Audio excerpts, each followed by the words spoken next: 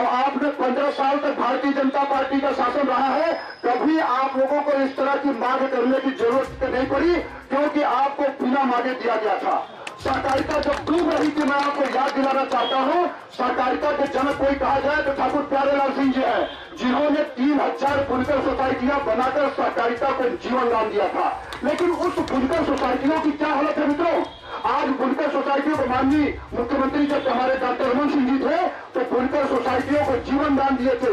जितना उनका ऋण था उसको माफ करके और उनको एडवांस में काम दिया करते थे, और वो बुनकर सोसाइटियों के जो कार्य कर्मचारी उनको भरोसा नहीं मिलती थी। हम आज इस अवसर पर ये कहना चाहते हैं कि यहाँ जो छत्तीसगढ़ में भूपेश बघेल की कांग्रेस की सरकार है, छत्तीसगढ़ की जनता ने उनको इतना बड़ा जनादेश दिया है, आज ये लोग उस जनादेश को संभाल नहीं पा रहे हैं। आज इतना बड़ा जनादेश है सरकार, और ये पार्टी बोरा गई है। बोराना जानते हैं ना, गांव में किसको मतलब बोराना बोलते हैं, पागल पागल हो जाना।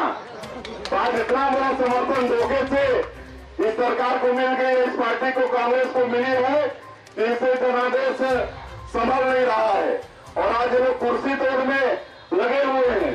इतना बड़ा जनादेश के बाद तो इनका रात और दिन मिनट छत्तीसगढ़ के विकास के लिए लगना चाहिए, लेकिन ये लोग कुर्सी तोड़ में लगे हुए हैं। यही छत्तीसगढ़ के प्रदेश की जनता के लिए दुर्भाग्य की बात है। सहकारी समिति जो पूरे छत्तीसगढ़ के पीडीएस सिस्टम जो हमने बाद में गरीबों के लिए ₹1 किलो चावल की योजना भी शुरू की, और प्रोक्योरमेंट का सबसे बड़ा सिस्टम जो लागू करने के लिए और सफलतापूर्वक पूरे देश में जिसकी चर्चा होती रही है, उसकी रीढ़ की हड्डी है सहकारी समिति के हमारे आप जैसे हजारों लोग जो सोसाइटी है, और उसके बाद संग्रहण केंद्र, और संग्रहण केंद्र के बाद मिल।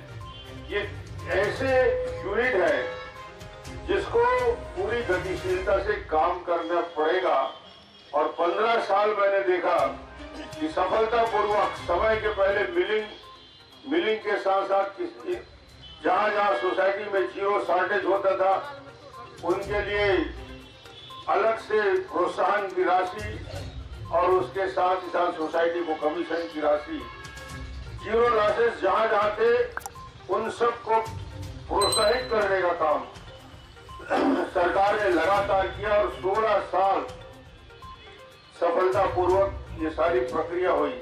आज मुझे सबसे बड़ा आश्चर्य ये लग रहा है कि जो इतने बड़े सिस्टम को पूरे छत्तीसगढ़ में 2058 सोसाइटी का संचालन कर रहे हैं, उनका पेमेंट भी नहीं हुआ है, तनख्वाह भी नहीं मिला है 30 महीने 25 महीने से। ये शर्मनाक बात है। छत्तीसगढ़ प्रदेश स्तरीय सहकारी समिति कर्मचारी संघ 24 तारीख से अनिश्चितकालीन हड़ताल पे चला गया है, और ये सब अपने अपने सोसाइटी से छुट्टी लेकर यहाँ अनिश्चितकालीन हड़ताल में 2058 से ज़्यादा सोसाइटी का काम ठप है।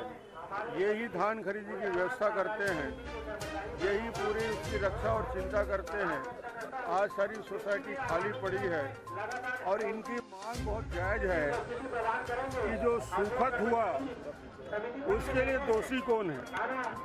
ये ना परिवहन करा पाए और ना उसको मिल तक पहुंचा पाए।